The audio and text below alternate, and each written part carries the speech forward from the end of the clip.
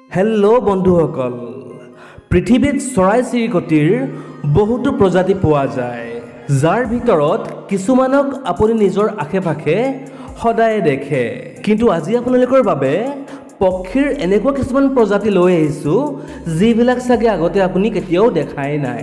তেন্তে ব'লক ভিডিঅ'টো এনজয় কৰোঁ।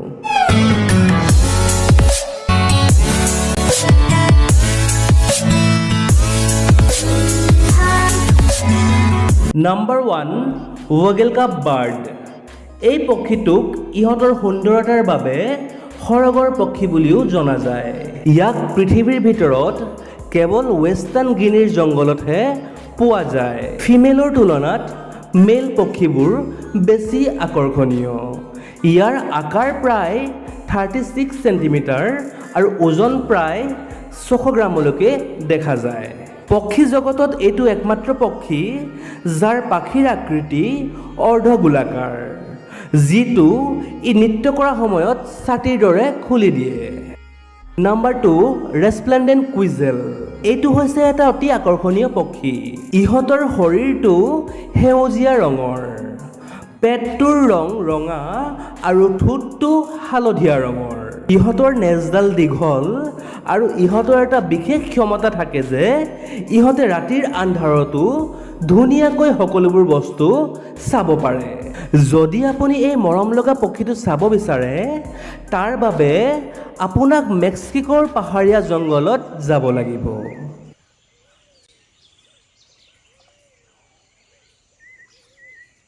Number 3, the greater grouse. ই হৈছে নৰ্থ আমেৰিকাৰ সকলোতকৈ ডাঙৰ পক্ষী, যাক গ্ৰ'ছ বাৰ্ড বুলিও জনা যায়। এটা প্ৰাপ্তবয়স্ক গ্ৰাউজৰ ভৰিৰ নখৰ পৰা পাখিলৈকে সকলোবোৰ কাইটৰ দৰে জোঙা। ইয়াৰ সন্মুখৰ ভাগটো আন পক্ষীতকৈ বেলেগ আৰু আকৰ্ষণীয়।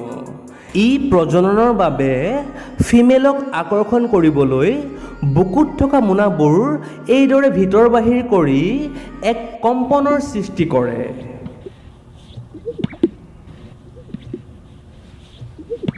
মই নিশ্চিতভাৱে ক'ব পাৰিম আপুনি চাগে এনেকুৱা চৰাই আগতে কেতিয়াও দেখা নাই।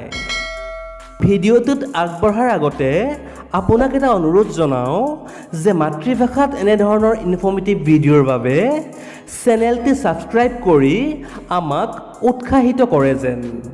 Number 4, Scarlett Macau. ইয়াক সকলোতকৈ ধুনীয়া মাকাওৰ ভিতৰত এটা বুলি গণ্য কৰা হয়। মাকাও হৈছে ভাটৌৰ এটা ৰঙীন প্ৰজাতি। ইয়াক অকল চেণ্ট্ৰেল আৰু ছাউথ আমেৰিকাৰ জংঘলবোৰতহে পোৱা যায়। ইয়াৰ ৰং ৰঙা আৰু লগতে শৰীৰৰ কিছু অংশ নীলা আৰু হালধীয়া। ইয়াৰ আকাৰ প্ৰায় 99 চেণ্টিমিটাৰ আৰু ওজন 1 কেজিলৈকে হ'ব পাৰে। Number 5, magnificent frigate. এতিয়া আপোনালোকে যিটো পক্ষী চাই আছে সেইটো ট্ৰপিকেল আৰু ছাব ট্ৰপিকেল এৰিয়াত পোৱা যায়। ই দেখাত আন পক্ষীৰ তুলনাত বেলেগ। ইহঁতৰ পাখিৰ ৰং ক'লা। মেলবিলাকৰ সন্মুখৰ ভাগ ৰঙা ৰঙৰ আৰু ফিমেলবিলাকৰ সন্মুখৰ ভাগ বগা ৰঙৰ।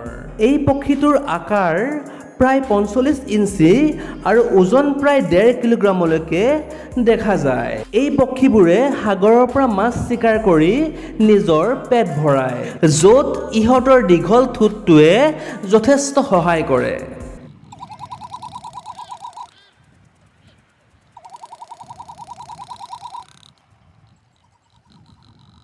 Number 6, lesser bird of paradise.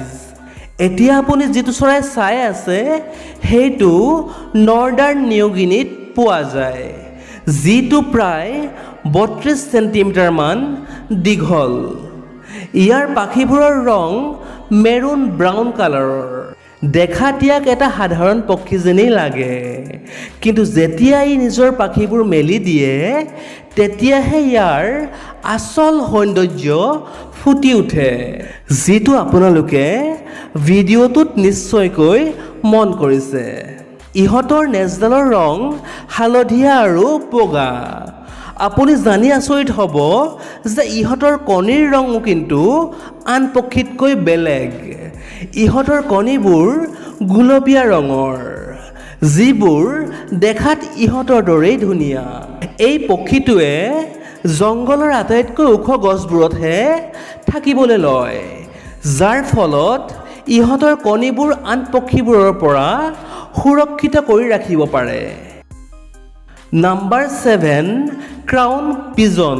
এই পক্ষীটো পাৰ চৰাইৰ এটা বিশেষ প্ৰজাতি, যিটো ইণ্ডোনেছিয়াত পোৱা যায়। এইবোৰক পাৰ চৰাইৰ প্ৰজাতিৰ সকলোতকৈ ধুনীয়া পক্ষী বুলি গণ্য কৰা হয়, যাৰ মূৰত আমি এটা মৰম লগা ক্ৰাউন দেখিবলৈ পাওঁ, যাৰ বাবে ইহঁতক কিং অফ পিজন বুলিও কোৱা হয়। ইহঁতৰ পাখিবোৰত একাধিক ৰঙৰ সংমিশ্ৰণ দেখা যায়। ইহঁতৰ চকুবোৰ ৰঙা ৰঙৰ আৰু যাৰ মাজত এটা মৰম লগা কলা ৰঙৰ মণি দেখা যায়, যিয়ে ইয়াক এটা এট্ৰেক্টিভ লুকছ দিয়ে। তেন্তে বন্ধুসকল, এইবোৰৰ ভিতৰত কোনটো পক্ষী আপোনালোকক বেছি আকৰ্ষণীয় লাগিল কমেণ্ট এটা কৰি জনাবচোন। পুনৰ লগ পাম এটা নতুন ভিডিঅ'ত। ধন্যবাদ।